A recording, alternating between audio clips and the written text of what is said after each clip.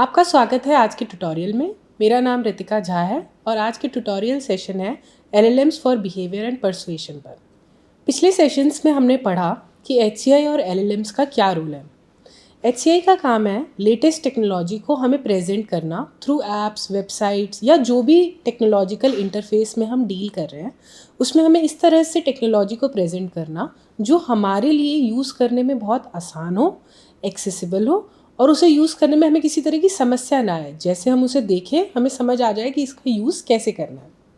दूसरी तरफ LLMs का काम है कि वो बैक एंड की सारी प्रोसेसिंग करें। मतलब हमारा जो भी इनपुट है, जो हम साधारण भाषा में इनपुट दे रहे हैं, ऑडियो में, टेक्स्ट में या इमेजेस में, उनको समझकर उनका जवाब उसी भाषा में हमें दे जो हमारे लिए समझना आसान हो। तो ये LLMs का काम है कि वो कैसे हमारा इनपुट लेता है और उससे जो जवाब हमें चाहिए उसको जनरेट करके वापस भेजता है। और HCI का काम है इंटरफेस पे उसे एक आसान तरीके से हमसे इनपुट लेना और LLM का आउटपुट एक आसान तरीके से हमें दिखाना ताकि हम उसे समझ सकें। इसके बहुत सारे एप्लीकेशंस हैं, जैसे कि पर्सनलाइजेशन। इसका मतलब है कि जैसे हमें पसंद है वैसा ही हमारा आउटपुट हो।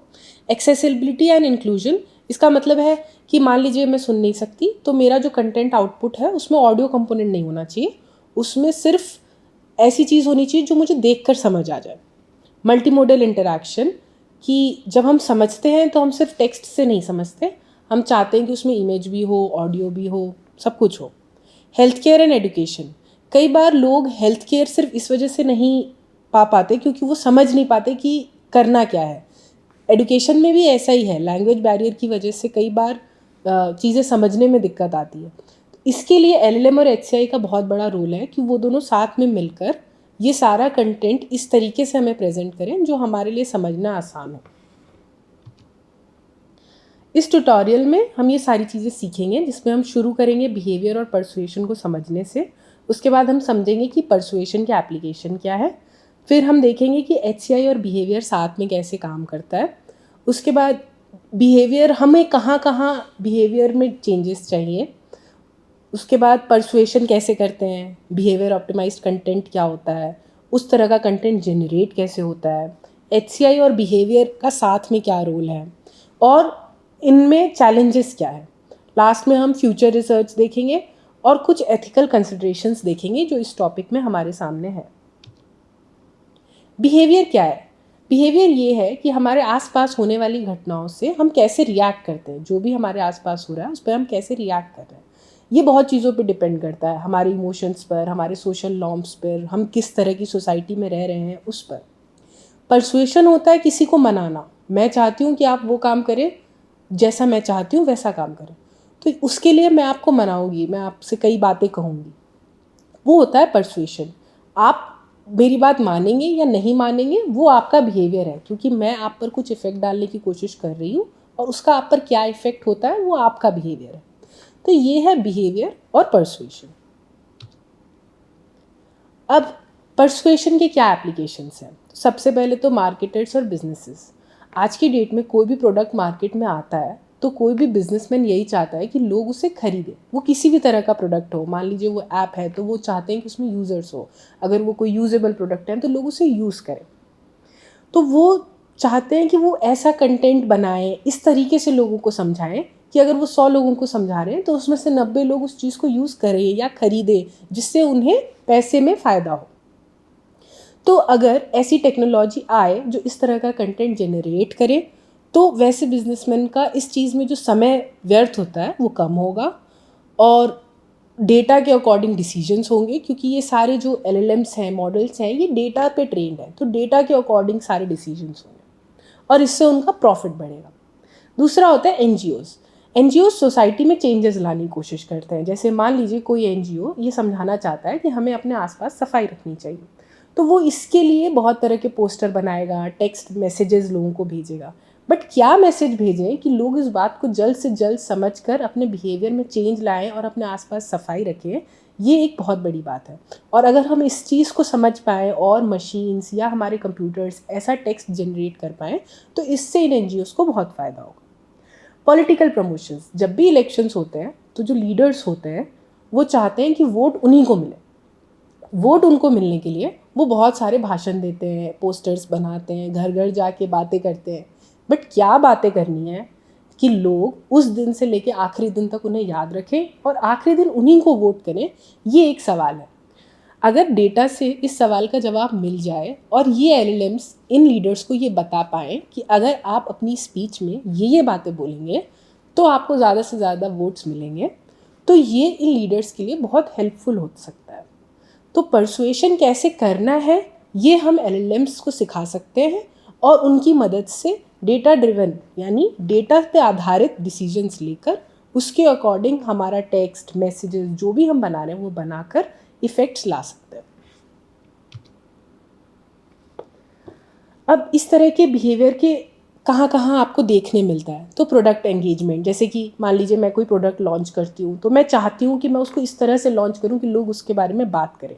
कंटेंट इंटरैक्शन, आज मैं अपनी कुछ पिक्चर्स पोस्ट करूँ या मैं अपना कोई कंटेंट पोस्ट करूँ तो मैं चाहती हूँ कि लोग उस पर इंटरैक्ट करें, लोग उसके बारे में बातें करें।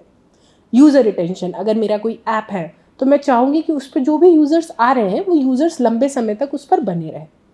एडवोकेसी, अगर आज मैं कोई फ़ाइट लड़ रही हूँ कोर्ट में तो मैं क्या दलीलें दूँ जिससे वो केस जो है वो मेरे ही फेवर में आए।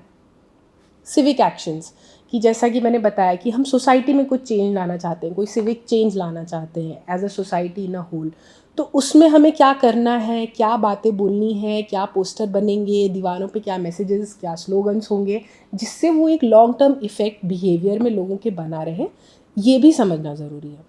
इसके अलावा behaviour change, learning and skill growth, कि कैसे स्किल ग्रोथ में क्या चीज़ें इंपॉर्टेंट है कम्युनिकेशन में।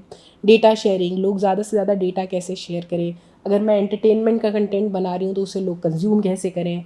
अगर मैं चाहती हूँ कि लोग ज़्यादा से ज़्यादा चैरिटी करें तो उसके लिए मुझे क्या मैसेजेस भेजने चाहिए कि लोग ज़्यादा से ज़्यादा चैरिटी में इन्वॉल्व हों।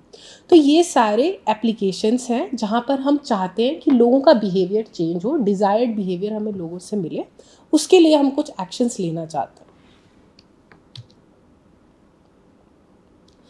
अब HCI का काम है, जैसे कोई ऐप है उसका जो ह्यूमन इंटरफेस है उसका ये काम है कि वो हमारे बिहेवियर को समझे कि हम किस टाइम उस ऐप पर आ रहे हैं, उस ऐप पर किस तरीके से डील कर रहे हैं। उसके अकॉर्डिंग उस ऐप को चाहिए कि वो हमारा बिहेवियर समझ के अडाप्ट हो और उसी हिसाब से हमें मैसेजेस भेजे जिस हिसाब से हम उससे इंटरैक्ट कर रहे हैं। तो ये एक बहुत बड़ा चैलेंज है कि क्या ये HCI टेक्नोलॉजी कभी इस चीज़ को पूरी तरह से समझ पाएगी और हमारे बिहेवियर चेंजेस के हिसाब से अपने आप को अडेप्ट करेगी ताकि फ्यूचर में हम उसके अकॉर्डिंग चलें। तो ये बहुत बड़ी अपॉर्चुनिटी है HCI टेक्नोलॉजी के पास कि जो लेटेस्ट टेक्नोलॉजी है या जो लेटेस्ट LLMs आ रहे हैं जो कि कैपेबल है ह्यूमन बिहेवियर को समझने और वैसे ही बिहेव करने में, क्या उसका यूज़ करके ये HCI टेक्नोलॉजी हमारे सामने ऐसे इंटरफेसेस ला सकती है जो हमारे अकॉर्डिंग चेंज हो, पर्सनलाइज्ड हो, और उनसे क्या इंसाइट्स निकलेंगे जो हमारे ऊपर लंबे समय पर, हमारे नेचर पर, बिहेवियर पर या जिस तरह से हम कोई काम कर रहे हैं उस पर कुछ इफ़ेक्ट ला सके। Next we will start with effective content. तो इफ़ेक्टिव कंटेंट सब कुछ ही है जो भी हम देख रहे हैं, यूट्यूब पे वीडियोस हैं, टेक्स्ट हैं, हमारे आसपास मैसेजेस हैं, पोस्टर्स हैं, सब कुछ कंटेंट। बट इफ़ेक्टिव कंटेंट वो है जो अपना काम करे। जैसे अगर कोई यूट्यूब वीडियो आपको कुछ समझाने के लिए बनाया जा रहा है और आप वो वीडियो देख के उसमें से सच में कुछ समझ गए तो वो एक इफ़ेक्टिव कंटेंट है, अदरवाइज़ नहीं।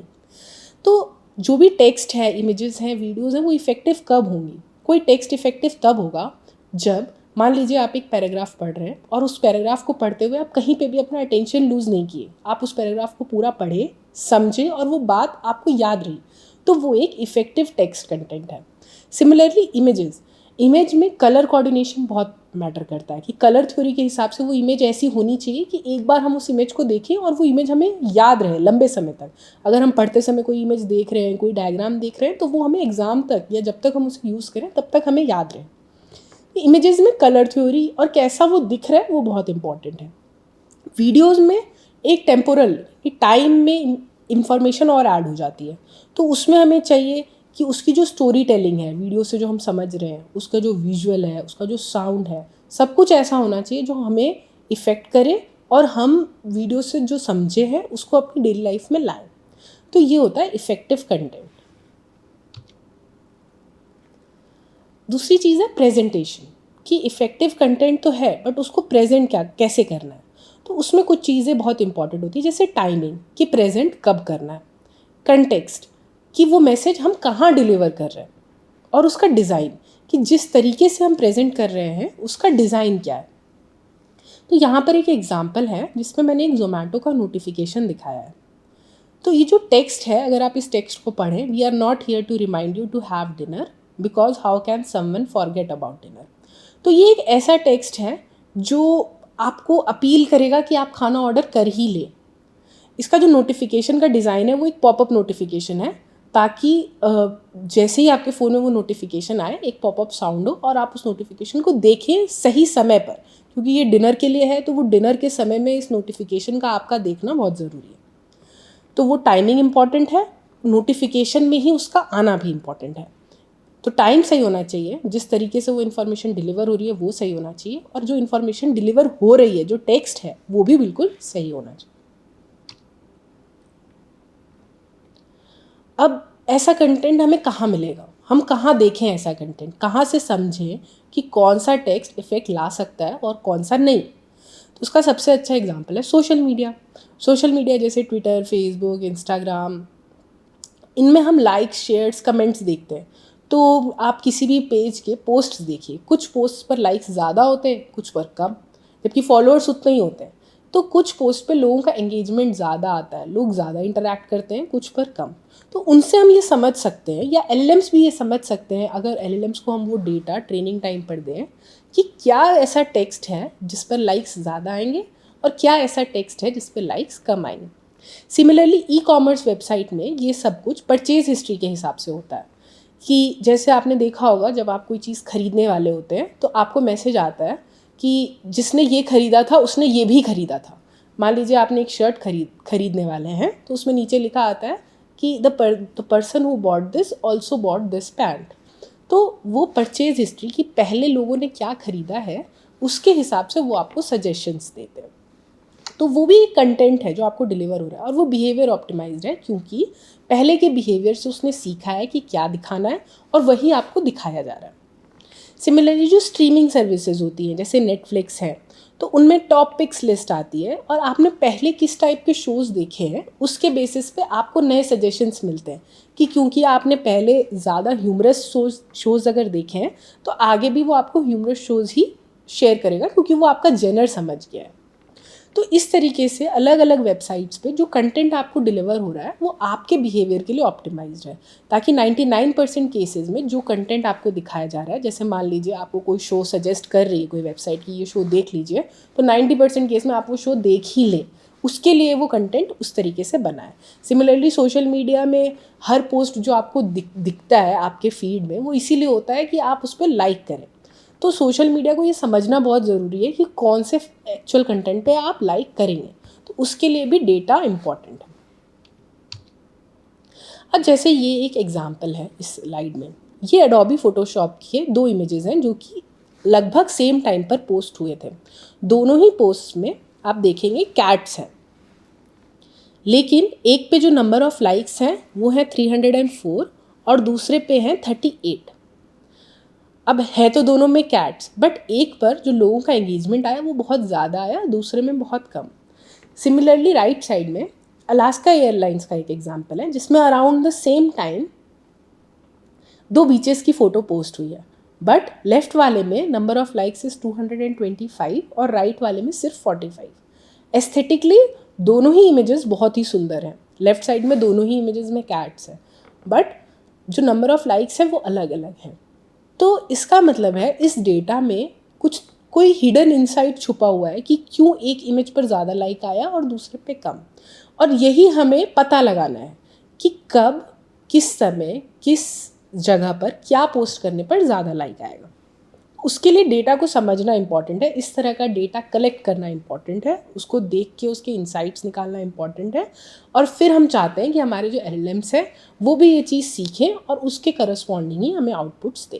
अब ये पता लगाना कि कौन से कंटेंट से हमें जो बिहेवियर चाहिए, मान लीजिए हमें लाइक्स ही चाहिए या मान लीजिए हमें बहुत ज़्यादा कमेंट्स चाहिए, वो मिलेगा, ये पता लगाना बहुत डिफ़िकल्ट है। बहुत डिफ़िकल्ट इसलिए है क्योंकि ये बहुत सारी चीज़ों पर डिपेंड करता है। कल्चरल प्रेफरेंसेस, अलग अलग कल्चर के लोगों की जो चॉइसेस हैं वो बहुत डिफ़र करती हैं। अगर इंडिया के किसी एक पार्ट में लोगों को रेड थीम बहुत अच्छी लगती है तो किसी दूसरे पार्ट में वाइट थीम बहुत ज़्यादा पसंद की जाती है। तो कलर प्रेफरेंस के हिसाब से अगर दोनों जगह पर मुझे कोई इमेज पोस्ट करनी है और दोनों ही जगह पर मुझे ज़्यादा लाइक्स चाहिए तो मुझे मेरी इमेज अडेप्ट करनी पड़ेगी दोनों कल्चर के हिसाब से। पहली इमेज में हो सकता है मुझे रेड टोन्स ज़्यादा डालने पड़े ताकि लोग वो पसंद करें, और दूसरी जगह के लिए मुझे उसमें वाइट टोन्स ज़्यादा डालने पड़ेंगे ताकि लोग उसे पसंद करें। एज और जेंडर पे भी बहुत ज़्यादा फ़र्क पड़ता है।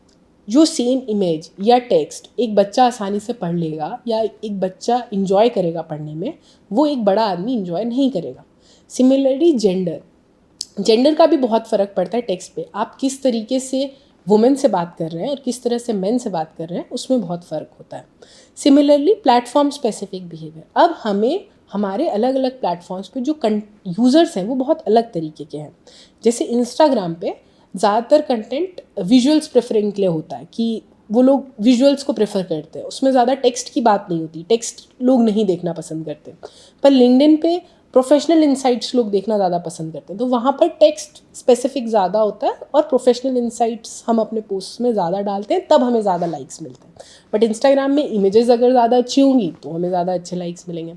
तो कौन सा कंटेंट कहाँ कैसे काम करेगा, इसका कोई फिक्स्ड फॉर्मूला नहीं है, ये अलग अलग चीज़ों पर डिपेंड करता है और उन सभी चीज़ों को समझना बहुत ज़रूरी है। उसी का एक एग्जाम्पल है कि ये एक smartinsights.com ने ये इंसाइट्स निकाली थी कि जो हमारा जो लेटेस्ट जो जनरेशन है, जो जेन ज़ी जनरेशन है, उनको शॉर्ट फॉर्म वीडियोस देखना बहुत अच्छा लगता है। 15 second videos, they are quick, कि मतलब हर 15 सेकेंड में कंटेंट चेंज होता रहना चाहिए। और उनका एक दिन में एंगेजमेंट कहाँ किस टाइप के कंटेंट में कितना है वो भी उन्होंने स्टडी किया था। तो उन्होंने बताया था कि इंस्टाग्राम में हायर एजुकेशन का एंगेजमेंट सबसे ज़्यादा आता है। इसका रीज़न प्रोबेबली ये हो सकता है कि इंस्टाग्राम के यूज़र्स यंग होते हैं, वो अपने प्रोफेशन में ग्रोइंग फेज़ में होते हैं, इसलिए उस टाइम पर उनका हायर एजुकेशन में इंटरेस्ट ज़्यादा होता है। तो इसलिए इंस्टाग्राम का ये इंसाइट्स है, बट किसी दूसरे प्लेटफॉर्म का इंसाइट्स बहुत अलग हो सकता है। अब हमने समझा कि बिहेवियर ऑप्टिमाइज्ड कंटेंट क्या है। कंटेंट वो है जिससे हमें एक स्पेसिफिक बिहेवियर मिले कि लाइक ज़्यादा मिल रहे हैं या कमेंट्स ज़्यादा मिल रहे हैं। बट अब ऐसा डेटा जनरेट करना, कि हम ऐसा डेटा कैसे जनरेट करें। तो आज तक जो हमारे मार्केटर्स होते हैं वो सोचते थे कि हम कैसे ब्रांडिंग करेंगे, हम कैसे पोस्टर्स बनाएंगे, न्यूज़पेपर के एड्स कैसे होंगे, टीवी के एड्स कैसे होंगे कि लोगों को वो चीज़ पसंद आए और लोग उस चीज़ को समझें, ख़रीदें, अपनी डेली लाइफ में यूज़ करें। बट अब ये सारा प्रोसेस ऑटोमेट हो रहा है यूजिंग LLMs, तो इनका जनरेशन भी ऑटोमेट हो सकता है।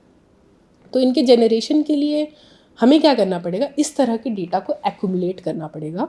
उसमें से हमें पैटर्न्स एक्सट्रैक्ट करने होंगे, टेक्स्ट के पैटर्न्स, इमेज के पैटर्न्स, कलर टोन के पैटर्न्स, और उनसे हमारे LLM में वो डेटा ट्रेनिंग डेटा की तरह यूज़ करके LLMs को सिखाना होगा कि see that's how human like content, कि इंसानों में इस तरह से ये पर्टिकुलर चीज़ इस पर्टिकुलर ग्रुप को अच्छी लगती है, ये पर्टिकुलर टाइप ऑफ टेक्स्ट इस पर्टिकुलर टाइप ऑफ ग्रुप के लिए प्रेफरेबल है, इस तरह से।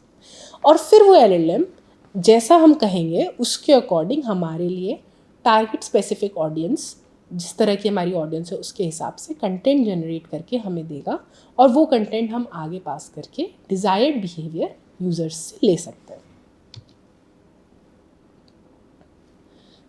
जैसे कि वही इस स्लाइड में लिखा है कि funny memes for younger users, कि अगर हम यंगर यूज़र्स से बात करना चाहते हैं, उनमें कुछ चेंजेस लाना चाहते हैं, तो हम शायद फ़न वे में उनको ये चीज़ समझाने की कोशिश करेंगे।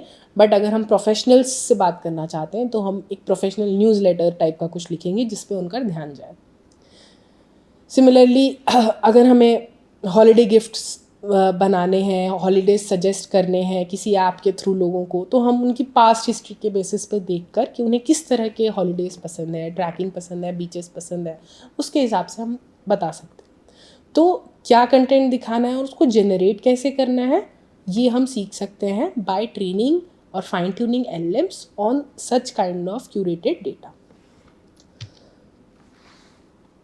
अब आता है बिहेवियर सिमुलेशन। जो बिहेवियर आज मेरा है किसी भी पोस्ट को देखकर, अगर मैं उसको आर्टिफिशियली उस पूरी पाइपलाइन को बनाना चाहती हूँ तो उसमें क्या कंपोनेंट्स होंगे, ये समझना है। उसका पहला कंपोनेंट होता है कम्युनिकेटर, कि जो आपको मैसेज भेज रहा है। उसके बाद होता है मैसेज, कि क्या मैसेज भेज रहा है। उसके बाद होता है चैनल, किस चैनल के थ्रू भेज रहा है, यूट्यूब से भेज रहा है, Instagram, mail, call, text message, क्या है। रिसीवर यानी कि मैं, जो कि वो कंटेंट रिसीव कर रही है। और इफ़ेक्ट, कि वो कंटेंट रिसीव हुआ, मैंने वो यूट्यूब वीडियो देखा, उसके बाद मेरे पर उसका क्या इफ़ेक्ट हुआ, मैंने उसको लाइक किया, कमेंट किया, क्या किया, वो उसका इफ़ेक्ट है। तो ये पूरा एक सिमुलेशन पाइपलाइन है जिसके ये 5 कंपोनेंट हैं। इसके आगे हम देखेंगे चैलेंजेस। अब इस सिमुलेशन पाइपलाइन जो हमने अभी देखी, इसके जो 5 कंपोनेंट हैं उन्हीं को प्रिडिक्ट करना बहुत बड़ा चैलेंज है, कि क्या मैसेज भेजना है, कब भेजना है, किसको भेजना है, कहाँ से भेजना है, और एग्जैक्टली किस ऑडियंस को क्या दिखाना है, ये प्रिडिक्ट करना टू गेट मैक्सिमम एडवांटेज। सबसे ज़्यादा लाइक्स पाने के लिए ये 5 सवालों के जवाब क्या होंगे, ये प्रिडिक्ट करना सबसे ज़्यादा मुश्किल है, और यही हम चाहते हैं कि हमारे AI मॉडल्स हमारे लिए करें। इसके अलावा टाइम, बिहेवियर और टाइम का आपस में बहुत बड़ा रिलेशन है। कुछ बिहेवियर चेंजेस, यानी कि कुछ बातें हम बहुत आसानी से मान लेते हैं, कि हमारे साथ कोई एक इवेंट होता है और हमारे अंदर एक बिहेवियरल चेंज आ जाता है। मान लीजिए हमने कोई एक पोस्ट देखा और हमने वो पोस्ट देख के लाइक कर दिया, या हमने वो प्रोडक्ट खरीद लिया। बट कुछ चीज़ें इंस्टेंट नहीं होती, हम वो ऐड बार बार देखते हैं, over the period of time 5 साल तक देखते रहते हैं, तब जाके हम एक डिसीजन मेकअप करते हैं कि अरे ये चीज़ अब हम खरीद लेते हैं, या हम इसको एक लाइक कर देते हैं, इस तरह की चीज़। तो कुछ चीज़ें बहुत लंबा टाइम लेती हैं इफ़ेक्ट करने में, कुछ चीज़ें बहुत कम टाइम में इफ़ेक्ट कर देती हैं। इस चीज़ को समझना और इसके अकॉर्डिंग ही कंटेंट यूज़र तक पहुंचाना बहुत इम्पॉर्टेंट है, और इसको प्रिडिक्ट करना बहुत बड़ा चैलेंज। इसके अलावा वर्चुअल रियलिटी, आजकल वर्चुअल रियलिटी में हम जो डिजिटल चीज़ें हैं, जो डिजिटल इमेजेस हैं, उनको रियल लाइफ में देख सकते हैं, हमारे आसपास हमें दिख सकता है यूजिंग द VR कैम। इनको सिमुलेट करना, मान लीजिए मैं एक्सरसाइज शुरू करना चाहती हूँ, तो अगर मैं VR में देख पाऊँ कि इस एक्सरसाइज को 3 महीने करने से मैं 3 महीने बाद ऐसी दिख सकती हूँ, वर्चुअल रियलिटी में रियल खुद का एक रियल वर्जन देख पाऊँ, तो मेरे लिए एक बहुत बड़ा मोटिवेशन होगा कि ठीक है, फिर अब मैं ये एक्सरसाइज स्टार्ट करती हूँ। तो वर्चुअल रियलिटी यूज़ करके जो LLM का कंटेंट है उसको दिखाकर बिहेवियर चेंज लेना, ये भी एक बहुत बड़ा चैलेंज है और एक बहुत बड़ा टेक्नोलॉजिकल एडवांसमेंट होगा। फ्यूचर रिसर्च की जो डायरेक्शंस हैं वो हो सकती है VR और AI का simulation long time change trajectories के लिए, कि आज मेरे को VR में ये दिखाया गया, उसके बेसिस पर मैंने आज अपनी लाइफ में कोई चेंज किया, आज से 1 महीने बाद VR में नेक्स्ट स्टेप दिखाया गया, उसके अकॉर्डिंग मैंने क्या चेंज किया। इससे एक पूरी एक ट्रैजेक्टरी बन सकती है लॉन्ग टर्म में, कि कैसे कैसे चीज़ें हुई और उस पर मेरा क्या क्या बिहेवियरल चेंज आया, मुझे क्या कंटेंट डिलीवर हुआ, किस तरीके से डिलीवर हुआ, उस पर मेरा क्या चेंज था, वो चेंज कितने टाइम तक का था, उसका क्या इफ़ेक्ट आया। इस पूरी की एक ट्रैजेक्टरी बन सकती है और उसको हम स्टडी कर सकते हैं कि किस चीज़ का क्या इफ़ेक्ट आता है। उसके बाद है कि पास्ट, प्रेजेंट और फ्यूचर में लोगों की सोच कैसे बदलती है। मान लीजिए ये एक्सरसाइज वाला एक्सपेरिमेंट हम 100 लोगों पर करते हैं, 1 साल तक करते हैं, तो पहले उनकी क्या सोच थी उस एक्सरसाइज को लेके, उस मोमेंट पर क्या है, और फ्यूचर में क्या होगी, इसमें जो उनकी सोच में जो बदलाव आया है उसको हम समझ सकते हैं कि हमने जो कंटेंट AI से जनरेट कराया, VR से डिलीवर कराया और उस पर लोगों का इफ़ेक्ट आया, तो लॉन्ग टर्म में सोच में क्या फ़र्क आया वो हम समझ सकते हैं। अब इसके बहुत सारे एथिकल कंसिडरेशंस हैं, जैसे कि इस तरह का डेटा जो बिहेवियरल डेटा होता है, हम एक पूरे ग्रुप को पढ़ रहे हैं, एक ग्रुप में बहुत सारे लोग हैं, उसमें हमें बहुत सारे इंसाइट मिले कि ये पर्टिकुलर टाइप ऑफ टेक्स्ट है जिससे ये लोग बात मान जाते हैं, या ये लोग इस पर्टिकुलर टेक्स्ट पे बहुत लाइक करते हैं।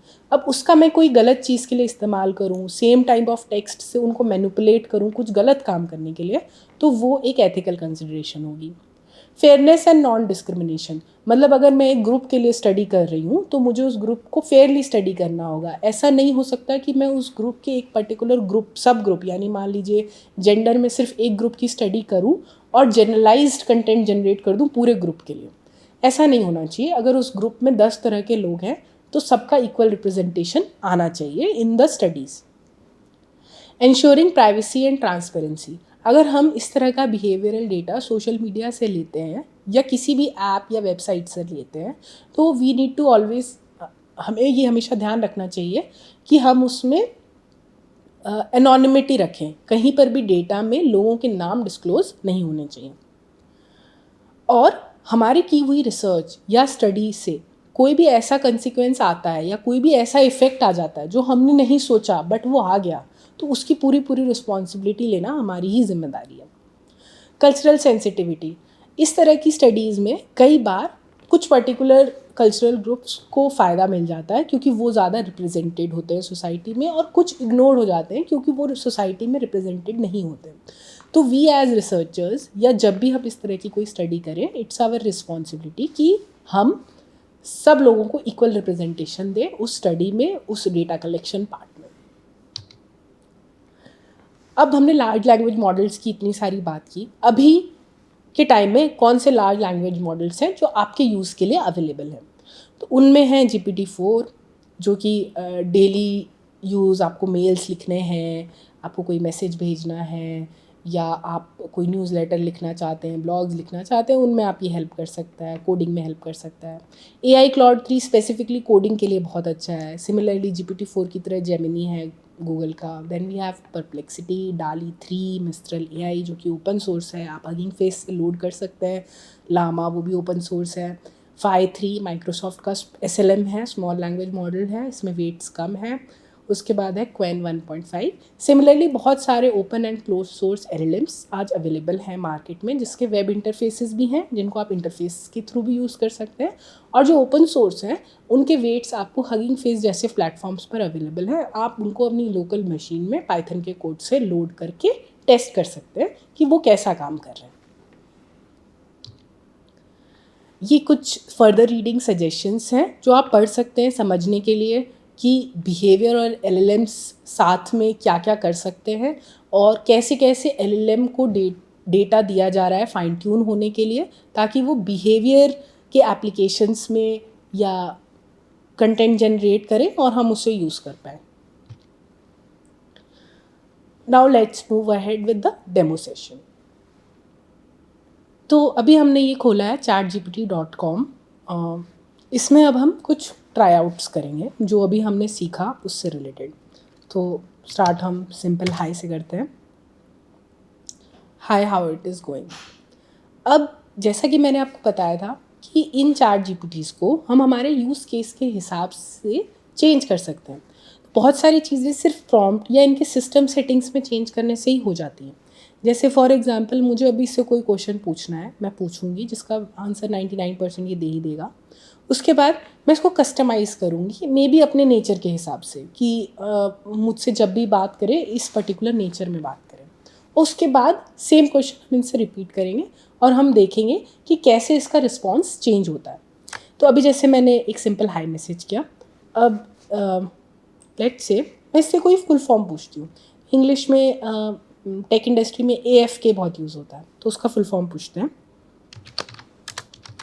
What is the full form of AFK in tech industry? सो इसने बता दिया AFK typically stands for away from keyboard. इसका फुल फॉर्म होता है अवे फ्रॉम कीबोर्ड, और ये वर्क प्लेस वगैरह में यूज़ किया जाता है जब कोई इंसान अपने कीबोर्ड या अपने लैपटॉप से दूर होता है बट उसको कोई मैसेज मिल जाता है काम से रिलेटेड, तो वो ये कहता है कि मैं AFK हूँ। अब हम GPT को कस्टमाइज़ करते हैं। So let's say customize ChatGPT। So what should ChatGPT call you, कि क्या नाम बुलाए, what do you do, what trait should ChatGPT have. तो यहाँ पर let me change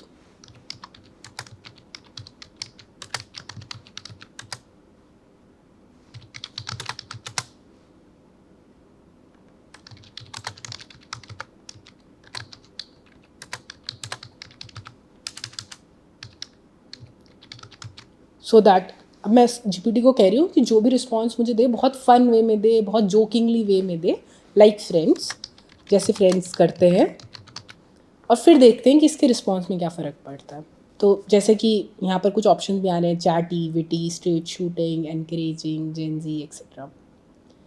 anything else chat GPT should know about you. तो इसमें आप अपनी कुछ डिटेल्स डाल सकते हैं कि मैं एक स्टूडेंट हूँ या मैं एक लॉयर हूँ। अगर आप डाल देंगे मैं एक लॉयर हूँ तो आपको वो ज़्यादा लीगल टर्म्स में आंसर करेगा। वैसे ही आप अपने स्पेसिफिक कुछ रिक्वायरमेंट्स अपने बारे में जैसे डालेंगे वैसे उसके अकॉर्डिंग ये बिहेव करने लगेगा, वैसा ही आपको रिस्पॉन्स देगा। सो इसके नीचे है एनेबल फॉर न्यू चैट्स, मतलब अब जब हम नया चैट खोलेंगे उससे ये हो जाएगा। Now I will do a save. Save करने के बाद we will quickly open a new chat session. और इस सेशन में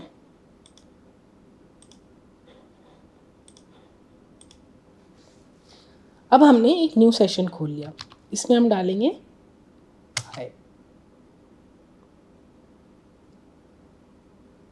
ठीक है, तो ये मुझे कुछ रिस्पॉन्स कर रहा है। इसके बाद मैं डालूँगी what is the full form of AFK tech industry.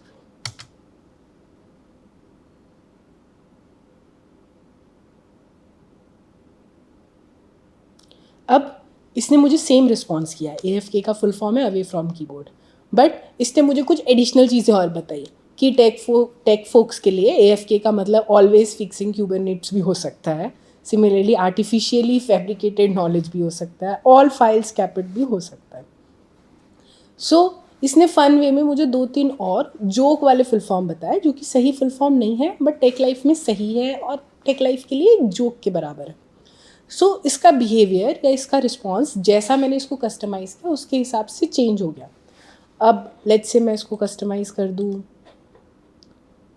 इसको डिलीट करके straight shooting, and now I will do a save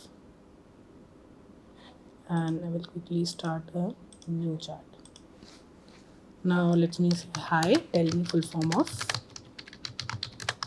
AFK in tech industry. Bas.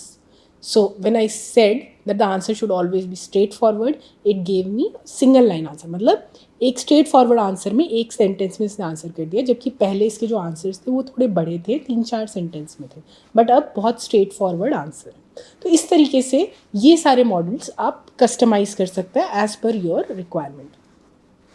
अब हमें ये देखना है कि अगर हम इसी LLM से कहें कि हमारे लिए कोई बिहेवियर ऑप्टिमाइज्ड कंटेंट या टेक्स्ट जनरेट करे तो क्या ये कर सकता है। तो उसके लिए पहले हम कस्टमाइजेशन जो हमने की है उसको नॉर्मल पर ले आते हैं, सेव करेंगे और एक न्यू चैट ओपन करेंगे। अब ये फिर से एक नॉर्मल चैट GPT है विदाउट एनी कस्टमाइजेशन, और अब हम इससे कुछ ऐसा कंटेंट जनरेट कराने की कोशिश करते हैं जो टारगेट स्पेसिफिक हो। Let's say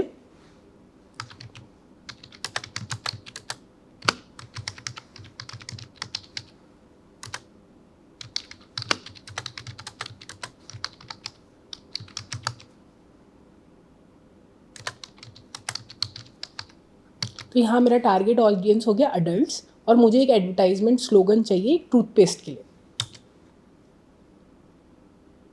so confidence starts with smile, power up your ट्रीथ, तो ये अडल्ट्स के लिए हुआ।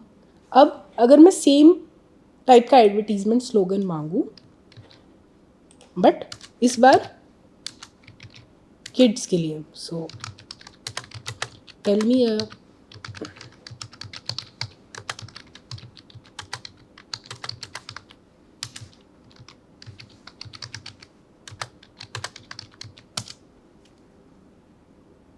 Magic bubbles for happy smiles.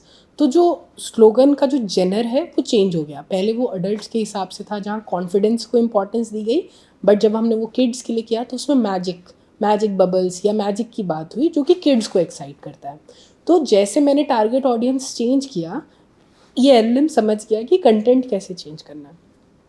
तो यहाँ तक LLM ने समझा हुआ है, बेसिक तक LLM को पता है। बट अगर हम इसी टास्क को बहुत अच्छे तरीके से करना चाहते हैं, जहाँ हम 100% श्योर होना चाहते हैं कि ये पर्टिकुलर स्लोगन काम करेगा, तो उसके लिए रिक्वायरमेंट है कि हम और बिहेवियर डेटा कलेक्ट करें जहाँ पर कंटेंट के साथ उसके बिहेवियर टोकन कि कौन से कंटेंट पर कितना एंगेजमेंट मिला है, कितना रिस्पांस मिला है लोगों का, वो भी इंक्लूडेड हो, और उस डेटा से हमारे एलएलएम को फाइन ट्यून करें, तब यही सारे आउटपुट्स और ज़्यादा रिफाइंड बेटर होंगे, उनकी एक्यूरेसी बहुत ज़्यादा होगी और उनको यूज़ करने से जो हमारा एक्सपेक्टेड आउटकम है वो आएगा। अभी जो एलएलएम्स हैं उनके ट्रेनिंग डेटा में ये वाला जो कंटेंट एंगेजमेंट के टोकन्स हैं, एंगेजमेंट के रिस्पॉन्स हैं, वो उतने ज़्यादा नहीं है, लेकिन फिर भी ये बेसिक लेवल पर हमारा काम करता है। बट अगर हम और अच्छे तरीके से ज़्यादा एक्यूरेसी से यही काम करना चाहते हैं तो हमारी रिक्वायरमेंट है कि जो भी ओपन सोर्स एलएलएम्स हमें अवेलेबल हैं उनको हम इस तरह के डेटा से फाइन ट्यून करें और अपना काम करें। सो ये बस एक एग्जाम्पल था to show that LLMs can do such kind of work. वो इस तरह के काम टारगेट ऑडियंस के हिसाब से कंटेंट जनरेशन का काम कर सकता है। HCI का काम है कि इस तरह के जनरेशन्स, इस तरह के कंटेंट को हमें एक आसान तरीके से प्रेजेंट करना जिससे हम इंटरैक्ट कर सकें। वो VR के थ्रू हो सकता है, वो किसी ऐप के थ्रू, किसी वेबसाइट के थ्रू हो सकता है, और उसके अकॉर्डिंग वो अपना डिज़ाइन अडेप्ट करें।